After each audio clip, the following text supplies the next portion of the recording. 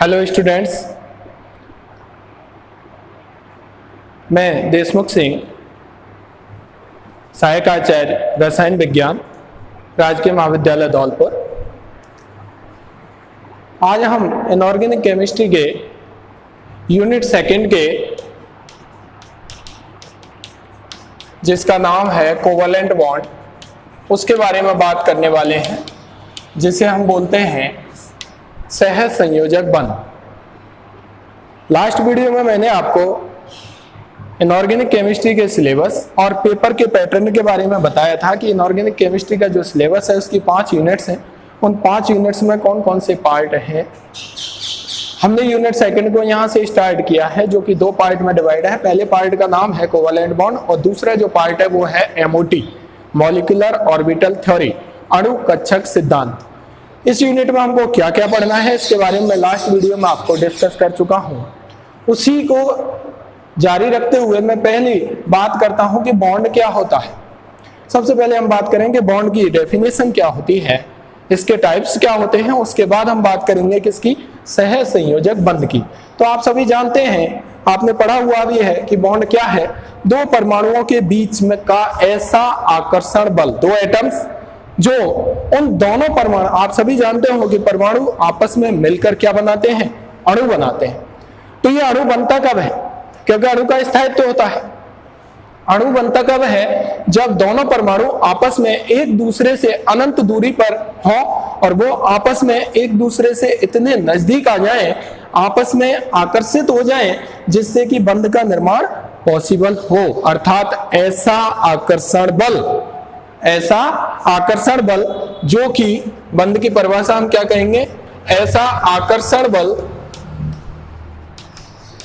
जो कि 2 परमाणुओं को आपस में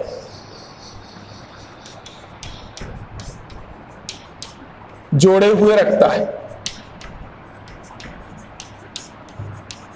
क्या कहलाता है, बंध कहलाता है। बॉन्ड क्या है, force of attraction which binds up 2 atoms called bond. ऐसा आकर्षण बल जो 2 परमाणुओं को आपस में बांधे, आपस में आकर्षित कर ले और वो परमाणु आपस में मिलकर के किसका निर्माण कर लेते हैं, अणु का निर्माण कर लेते हैं। क्या कहलाता है, हमारा बंध कहलाता है। आप सभी जानते हो बंध के प्रकारों की यदि मैं बात करूं तो आपने सबने पढ़े हैं। यदि हम पहला बंध का प्रकार देखें तो होता है हमारा आयनिक बंध। दूसरा यदि हम बात करें तो बंध होता है हमारा सहसंयोजक बंध, ठीक है, जो हमको इस यूनिट में पढ़ना है, जिसे हम बोलते हैं कोवलेंट बॉन्ड, इसे हम बोलते हैं आयनिक बॉन्ड। और तीसरा जो हमारा होता है वो होता है हमारा उप सहसंयोजक बंध, जिसे हम बोलते हैं कोऑर्डिनेट बॉन्ड, ठीक है। और चौथा जो है हमारा मेजर टाइप, उसमें हम अन्य प्रकार में बात कर लेते हैं। किसकी, अन्य प्रकारों में यदि हम बात करें, बॉन्ड की टाइप की बात करें तो यहाँ पर हम बात कर सकते हैं किसकी, हाइड्रोजन बंध की। किसकी, हाइड्रोजन बंध। हम बात कर सकते हैं यहाँ पर वांडरवाल बंध की, वांडरवाल आकर्षण बल, जिसे हम वांडरवाल बंध के नाम से जानते हैं। हम बात कर सकते हैं यहाँ पर धात्विक बंध की, ठीक है। तो यदि हम बंध की परिभाषा जो हमने डिस्कस की कि ऐसा आकर्षण बल जो 2 परमाणुओं को आपस में बांधे, आपस में जोड़े हुए रखे, आपस में आकर्षित करके रखे, क्या कहलाता है, बॉन्ड कहलाता है। जब हम बॉन्ड के मेजर टाइप्स की बात करते हैं तो पहला टाइप हमारे, ये 4 टाइप हम दे सकते हैं। पहला टाइप हमारा होता है आयनिक बॉन्ड, दूसरा होता है हमारा कोवलेंट बॉन्ड, तीसरा होता है हमारा कोऑर्डिनेट बॉन्ड, जिसे हम बोलते हैं उपसहसंयोजक बंध, और चौथा जो है वो हम अन्य प्रकारों में बात कर सकते हैं। किसकी, हाइड्रोजन बंध की, वांडरवाल बंध की और धात्विक बंध की। आप सभी इन नामों से पहले की क्लासों में परिचित हो चुके हैं, लेकिन फिर भी मैं यहाँ डिस्कस कर रहा हूँ कि ये बंध कब बनता है, इस बंध का निर्माण कब होता है और क्या होता है और क्या नहीं होता है। तो देखिए, आयनिक बंध ऐसे 2 परमाणुओं के बीच में बनता है जिनकी विद्युत ऋणता में काफी अंतर होता है। तो 2 परमाणु, मान लीजिए एक परमाणु ए है और एक परमाणु बी है, इनके बीच में जब भी आयनिक बंध बनेगा तो आयनिक बंध का निर्माण केवल तभी होगा जब इस ए की और बी की, इन दोनों की जो इलेक्ट्रोनेगेटिविटी है या विद्युत ऋणता है, उस विद्युत ऋणता में क्या होता है, पर्याप्त अंतर होता है। आपने पढ़ा होगा जब पर्याप्त अंतर होगा तो जब भी बॉन्ड बनेगा तो जो अधिक ऋण विद्युतीय परमाणु होगा वो उस बॉन्ड के इलेक्ट्रॉनों को अपनी ओर ले जाएगा, उसके ऊपर आंशिक ऋणावेश आ जाएगा और दूसरे के ऊपर आंशिक धनावेश आ जाएगा। इसका मतलब ये हुआ आयनिक बंध इलेक्ट्रॉनों के किससे बनता है? इलेक्ट्रॉनों के पूर्ण स्थानांतरण से बनता है। इलेक्ट्रॉनों के पूर्ण स्थानांतरण से मतलब यह है कि यहां पर इस आयनिक बंध में एक परमाणु इलेक्ट्रॉन त्यागता है तो दूसरा परमाणु इलेक्ट्रॉन ग्रहण करता है। जो परमाणु इलेक्ट्रॉन त्यागता है वो उतने इलेक्ट्रॉन त्यागता है जिससे कि उसके बाहरी कोश में बाहरी कोश अष्टक नियम का पालन करे और दूसरा परमाणु उन इलेक्ट्रॉनों को ग्रहण कर लेता है और ग्रहण करके उसका भी अष्टक पूरा हो जाता है। ये दोनों परमाणु आपस में जुड़ जाते हैं और बॉन्ड का निर्माण कर लेते हैं। वो बंध हमारा कहलाता है आयनिक बंध, अर्थात इलेक्ट्रॉनों के पूर्ण स्थानांतरण के फलस्वरूप जो बंध बनता है वो बंध हमारा क्या कहलाता है? आयनिक बंध कहलाता है। ऐसा केवल तब होगा जब दोनों परमाणुओं के मध्य की विद्युत ऋणता में काफी अधिक अंतर होगा। सामान्यतः आयनिक बंध उन परमाणुओं में बनता है जैसे आपने पढ़ा होगा, क्या पढ़ा है? जैसे पढ़ा है आपने NaCl, KCl, MgCl2, CaCl2, CaO, ठीक है। मैं यहां कह सकता हूं कि आयनिक बंध उन दोनों परमाणुओं के मध्य में बनता है जिसमें से एक परमाणु या तो हो वर्ग 1 एवं 2 का और दूसरा परमाणु होगा वो आपका क्या होगा? वर्ग 16 एवं 17 का। ज्यादातर ऐसा होता है क्योंकि आप जानते हो आवर्त में जब हम बाईं ओर से दाईं ओर जाते हैं तो विद्युत ऋणता लगातार बढ़ती हुई चली जाती है। तो जब एक हम बात करते हैं वर्ग 1 और वर्ग 2 की, जहां पर एस खंड के तत्व हैं, वर्ग 1 के तत्वों को हम क्षारीय धातु और वर्ग 2 के तत्वों को हम क्षारीय मृदा धातु कहते हैं। वर्ग 16 को हम ऑक्सीजन परिवार और वर्ग 17 को हम हैलोजन परिवार के नाम से जानते हैं। तो जब एक परमाणु वर्ग 1 या वर्ग 2 का हो सकता है, दूसरा परमाणु वर्ग 16 या 17 का हो सकता है, दोनों के बीच में विद्युत ऋणता में काफी अंतर होता है। इसलिए इन दोनों परमाणुओं के मध्य में जब इलेक्ट्रॉनों का पूर्ण स्थानांतरण होगा तो उसके फलस्वरूप हमारा कौन सा बंध बनेगा? आयनिक बंध। जैसे हम बात करते हैं NaCl की, तो देखिए ये कौन से ग्रुप में आता है? पहले में। और ये कौन से ग्रुप में आता है? 17 में। पहले और 17 में ग्रुप। यहां पर हम बात करते हैं पहले में आता है और ये कहां आता है? 17 में। ये कहां आता है? दूसरे में। और ये कहां आता है? 17 में। ये कहां आता है? दूसरे में। और ये कहां आता है? 17 में। ये कहां आता है? दूसरे में। और ये कहां आता है? 16। तो सामान्य जब विद्युत ऋणता में ज्यादा अंतर जिन परमाणुओं के मध्य में होता है तो वहां पर इलेक्ट्रॉनों का पूर्ण स्थानांतरण होता है। जिस बंध का निर्माण होता है वो आयनिक बंध हो सकता है, होता है। आप कैसे पहचानेंगे? आपको पहचानने के लिए मैंने जनरली ये बताया है कि सामान्यतः आयनिक बंध का निर्माण उन दोनों परमाणुओं के बीच में होता है जहां पर एक परमाणु वर्ग 1 एवं वर्ग 2 का तथा दूसरा परमाणु वर्ग 16 एवं वर्ग 17 का हो तो आयनिक बंध वहां पर बनता है। ठीक है। अब हम बात करते हैं किसकी? सह संयोजक बंध की, जिसे हम बोलते हैं कोवलेंट बॉन्ड। यहां पर जो खास बात है जो हमने यहां पढ़ा विद्युत ऋणता में पर्याप्त अंतर, यहां पर जो विद्युत ऋणता में अंतर होता है वो बहुत कम होता है या होता ही नहीं। विद्युत ऋणता में दोनों परमाणुओं की विद्युत ऋणता में अंतर बहुत कम या शून्य, या क्या होता है? शून्य होता है। और ये जो सहसंयोजक बंध बनता है वो इलेक्ट्रॉनों के पूर्ण स्थानांतरण से नहीं बनता। आप सभी जानते हैं ये किससे बनता है? इलेक्ट्रॉनों की साझेदारी के फलस्वरूप बनता है। इलेक्ट्रॉनों की साझेदारी के फलस्वरूप। साझेदारी के फलस्वरूप मतलब एक परमाणु को जितने अपने अष्टक को पूरा करने के लिए इलेक्ट्रॉनों की आवश्यकता होती है, दूसरे परमाणु को अपने अष्टक को पूरा करने के लिए जितने इलेक्ट्रॉनों की आवश्यकता होती है, वो दोनों आपस में उतने इलेक्ट्रॉनों की साझेदारी कर लेते हैं और किस बंध का निर्माण कर लेते हैं? सह संयोजक बंध का निर्माण कर लेते हैं। अब सामान्यतः क्या होता है? या तो विद्युत ऋणता में बहुत कम अंतर होता है, दैट मीन्स ये हुआ कि वो परमाणु ना तो पहले दूसरे का और 16-17 का ना होकर के बीच के होते हैं। बीच के होने का मतलब मान लीजिए 3 से लेकर के 12 या 15 तक के वो हो सकते हैं दोनों ही परमाणु। जैसे मैं बात करता हूँ CH4 मेथेन, आपने सबने पढ़ा है, कार्बन और हाइड्रोजन की विद्युत ऋणता में ज्यादा अंतर नहीं है, इसलिए यहाँ पर इन दोनों के मध्य में बनने वाला जो बंध होगा वह कैसा होगा? सह संयोजक बंध होगा।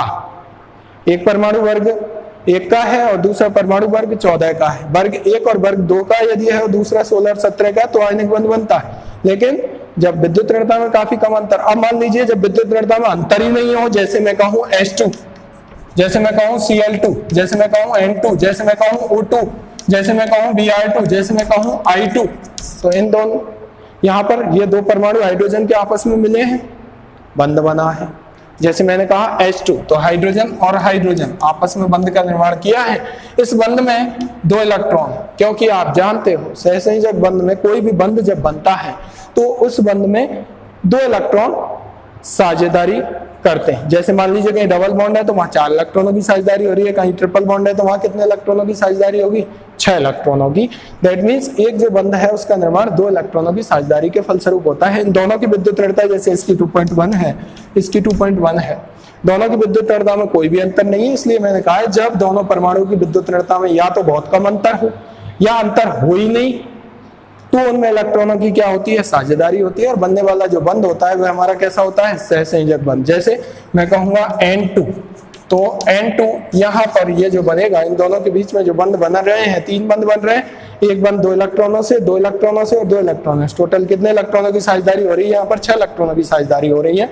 इसलिए दोनों की विद्युत ऋणता में कोई भी अंतर नहीं है, सेम है। इसलिए यहाँ बनने वाला बंध कैसा होगा? हमारा सहसंयोजक बंध होगा। अब हम बात करते हैं किसकी? उपसहसंयोजक बंध की। तो जब हम बात करते हैं जिसे हम बोलते हैं कोऑर्डिनेट बॉन्ड, ये भी हमारा क्या है? कोऑर्डिनेट बॉन्ड या उपसहसंयोजक जो बंध है वो बंध हमारा क्या है? होता है विशेष प्रकार का सहसंयोजक बंध है। क्या है? विशेष प्रकार का सहसंयोजक बंध। इसका मतलब क्या हुआ?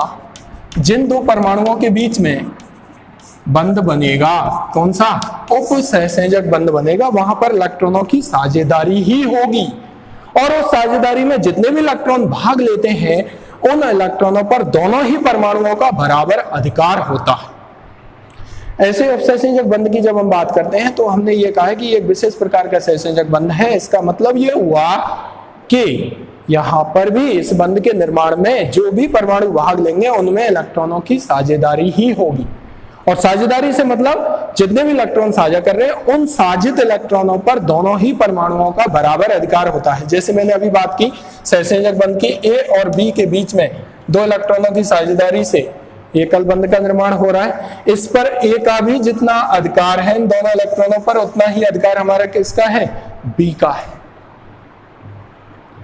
तो ये हो गया A और B के बीच में कैसा बंध बना? सहसंयोजक। उपसहसंयोजक बंध भी एक विशेष प्रकार का सहसंयोजक बंध ही है। यहां पर भी इलेक्ट्रॉनों की साझेदारी ही होती है, लेकिन यहां अंतर सहसंयोजक बंध से इतना सा है कि यहां पर एक परमाणु इलेक्ट्रॉन देता है तो दूसरा परमाणु इलेक्ट्रॉन ग्रहण करता है।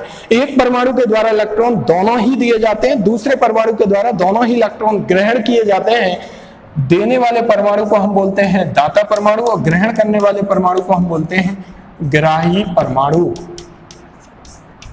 इससे होता क्या है? देगा कौन? वो देगा जिसके पास इलेक्ट्रॉनों की अधिकता होगी।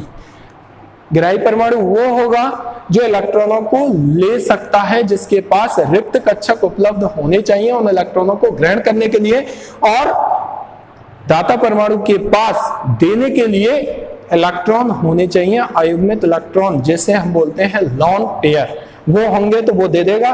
किसको देगा? कितने देगा? इतने देगा जितने की उसके अष्टक को पूरा कर दें। ये होता है हमारा उपसहसंयोजक बंध। लेकिन जितने ये एक परमाणु देगा दूसरे को देगा, दोनों ही इलेक्ट्रॉन एक परमाणु के द्वारा दिए जाएंगे, दूसरे के द्वारा ग्रहण किए जाएंगे। खास बात यह है कि ये दोनों इलेक्ट्रॉनों पर दोनों परमाणुओं का बराबर अधिकार होगा, जैसे कि सहसंयोजक बंध में होता था। इस बंध को हम एक तीर के चिन्ह की दिशा के द्वारा प्रदर्शित करते हैं, और इस तीर के चिन्ह की जो दिशा होती है वो हमेशा कहां से होती है? दाता परमाणु से ग्राही परमाणु की ओर होती है। मान लीजिए कोई अणु है जिसमें उपसहसंयोजक बंध बन रहा है और वहां पर A परमाणु इलेक्ट्रॉन ले रहा है और B परमाणु इलेक्ट्रॉन दे रहा है, तो बंध की दिशा होगी B से A की तरफ।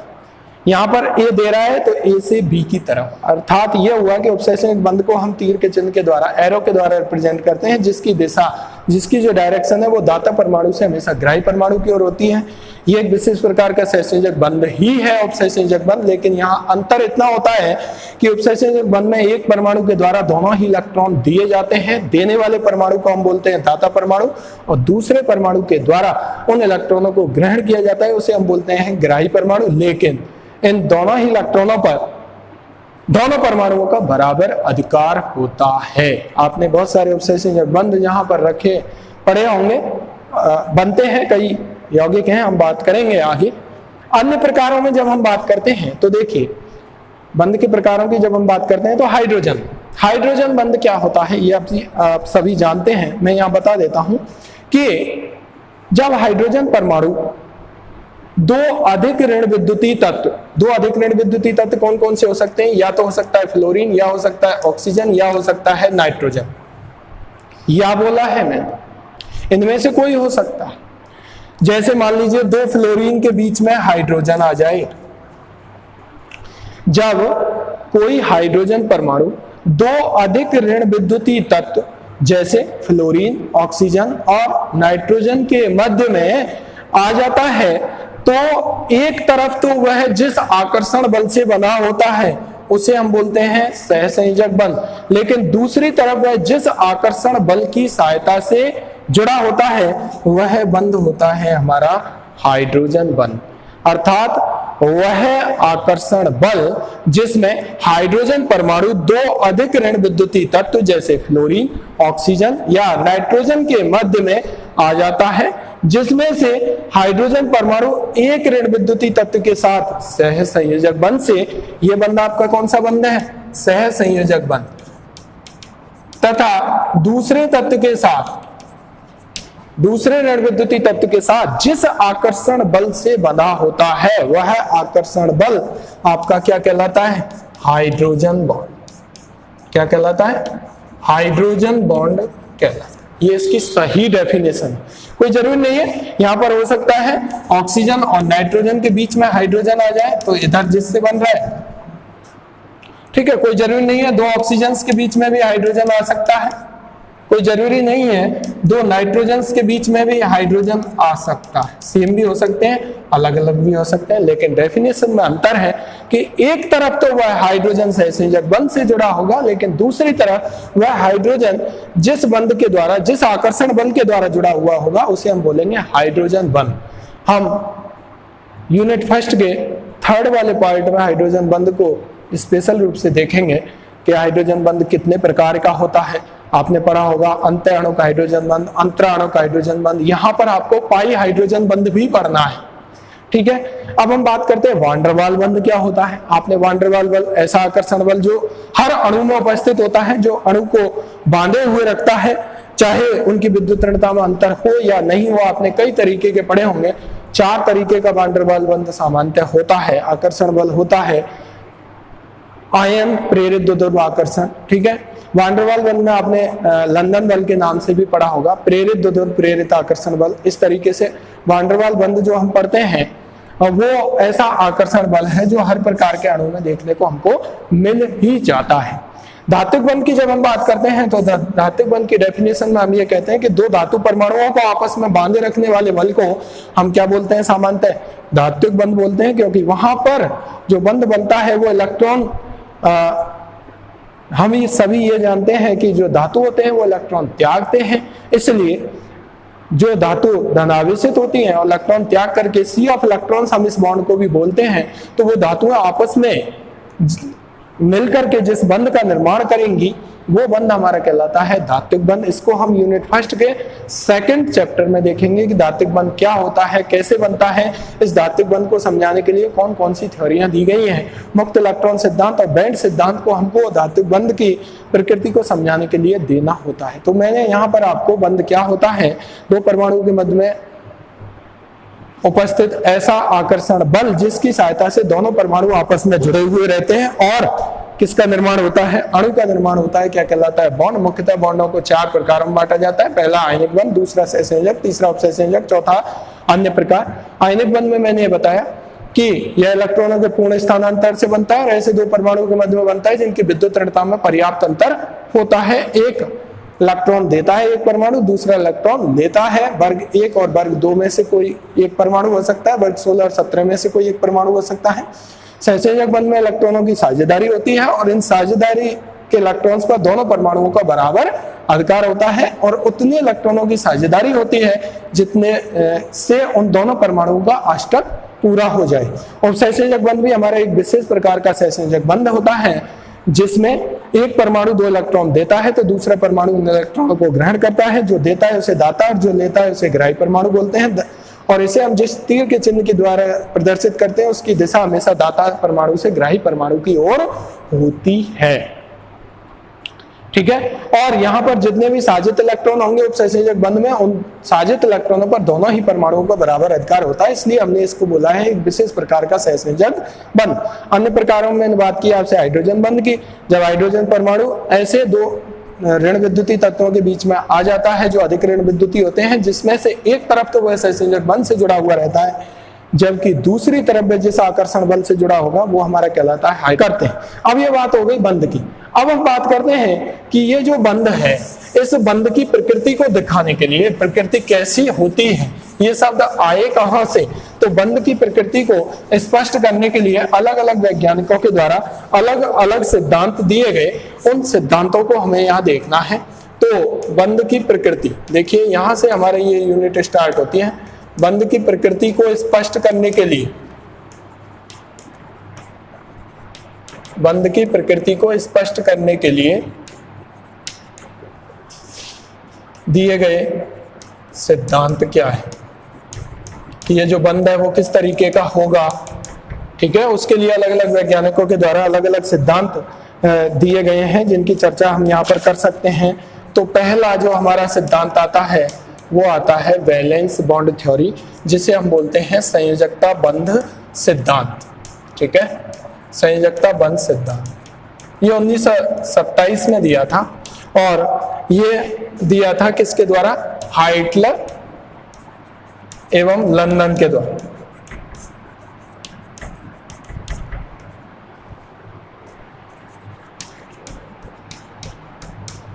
ठीक है, उसके बाद हमारी थ्योरी आई थी कौन सी, MOT अणुकक्षक सिद्धांत, जिसे हम बोलते हैं अणुकक्षक सिद्धांत। अणुकक्षक सिद्धांत वो किसके द्वारा दिया गया, वो दिया गया था हमारा हुंड एवं मुल्कन के द्वारा। हुंड एवं मुल्कन के द्वारा। ठीक है, अगली हम बात करते हैं, तीसरी जो थ्योरी आई थी वो आई थी हमारी CFT, जिसे हम बोलते हैं क्रिस्टल क्षेत्र सिद्धांत। क्रिस्टल क्षेत्र सिद्धांत ये दिया गया 1935 में, ये 1927 में दिया गया, ये 1928 में दिया गया, ये 1935 में दिया गया और ये दिया था हमारा बेथे और वॉन ब्लैक। ये अलग अलग दोनों वैज्ञानिक थे, वॉन ब्लैक। इन्होंने मुख्यतः ये बताया कि जो दो परमाणुओं के मध्य में बनने वाला बंध होता है वह बंध किस तरीके का होता है, सहसंयोजक होता है। कैसा होता है, इसने क्या बताया कि बनने वाला जो बंध होगा वह कैसे नेचर का होगा, आयनिक प्रकृति का होगा। चौथा इनके बाद आया था LFT, जो आपने नहीं पढ़ा होगा। LFT का मतलब होता है लिगेंड क्षेत्र सिद्धांत।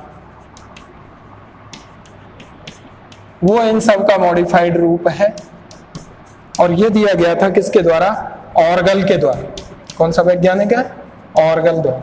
देखिए जो BBT थी संयोजकता बंध सिद्धांत था वो सबसे पहले 1927 में हाइटलर और लंदन ने दिया था, लेकिन इसके बाद 1933 में इसको संशोधित किया गया और संशोधित करके दोबारा से दिया गया। किसके द्वारा, इसमें कुछ कमियां रह गई, उनको संशोधित किया किसने, पॉलिंग एवं स्लेटर ने। पॉलिंग, हाइटलर एवं लंदन ने संयोजकता बंध सिद्धांत दिया और यह बताया कि दोनों परमाणुओं के मध्य में बनने वाला जो बंध है वह सहसंयोजक प्रकृति का होता है। इसमें कुछ कमियां रह गई, उन कमियों को दूर करने के लिए इसी संयोजकता बंध सिद्धांत का पुनः प्रतिपादन किया गया। किसके द्वारा? पॉलिंग एवं स्लेटर के द्वारा। कब किया गया? 1933 में। उसके बाद फिर भी कुछ कमियां रह गई इसमें, उनको दूर करने के लिए कौन आया? अणुकक्षक सिद्धांत, जिसे हम बोलते हैं एमओटी। वो 27 के बाद किसमें दिया गया? 1928 में। वो दिया था किसने? हुंड और मुल्कन ने। तीसरा, इसमें भी कुछ कमियां थी, उनको दूर करने के लिए इसने भी क्या बताया कि दो परमाणु के मध्य में जो बनने वाला बंध होता है वो कैसा होता है? सहसंयोजक प्रकृति का होता है। सीएफटी ने क्या बताया कि दो परमाणु के मध्य में जो बनने वाला बंध है, क्रिस्टल क्षेत्र सिद्धांत जिसे हम बोलते हैं, 1935 में दिया। किसने? बेथे एवं बॉन ब्लैक ने दिया। वो कैसा होता है? आयनिक होता है। उसके बाद इन तीनों थ्योरीज का सम करके और जो एक्सट्रैक्ट था वो लिगेंड क्षेत्र सिद्धांत एलएफटी के रूप में किसने दिया? ऑर्गल ने दिया। तो एक एक थ्योरी हमको पढ़नी है। इस यूनिट के अंतर्गत हमको बीवीटी पढ़नी है, फिर एमओटी पढ़नी है, और बीवीटी एमओटी की बात हमें करनी है। अगली क्लासों में आप सीएफटी और एलएफटी की बात करते हैं। तो सबसे पहले हमने बंध की परिभाषा और इसके प्रकारों की बात की। उसके बाद बंध की जो प्रकृति है, जो बनने वाला बंध है वो किस तरीके का होगा? सहसंयोजक होगा या आयनिक होगा? क्योंकि हम सभी जानते हैं कि कोई बंध ना तो पूरी तरीके से सहसंयोजक होता है, ना ही पूरी तरीके से आयनिक होता है। बाद में एलएफटी भी आई थी। तो कौन कौन से सिद्धांत दिए गए बंध की प्रकृति को समझाने के लिए, और किस सिद्धांत ने क्या दिया वो आपको पता होना चाहिए। तो बीवीटी कब दी गई, किसके द्वारा दी गई, पुनः संशोधित की गई, फिर एमओटी आई थी, फिर सीएफटी और लास्ट में आई थी एलएफटी। नेक्स्ट वीडियो में हम बात करेंगे सहसंयोजक बंध जो है, वो सहसंयोजक बंध जो कि इलेक्ट्रॉनों की साझेदारी के फलस्वरूप बनता है। ऐसे दो परमाणुओं के मध्य में बनता है जिनकी विद्युत ऋणता में या तो अंतर होता ही नहीं है या बहुत कम अंतर होता है। तो उस सहसंयोजक बंध में दिशात्मक गुण क्या होते हैं, उससे संबंधित हम नेक्स्ट वीडियो में देखेंगे। और उसके बाद हम देखेंगे बीवीटी बैलेंस बॉन्ड थ्योरी क्या है। वो 1927 में इनके द्वारा दी गई। बाद में 1933 में क्या क्या सुधार उसमें किए गए, उसके बावजूद भी उसमें क्या कमियां रह गई थी। तो नेक्स्ट वीडियो में हम बात करेंगे किसकी? सहसंयोजक जो बंध बनता है उसमें दिशात्मक गुण क्या होते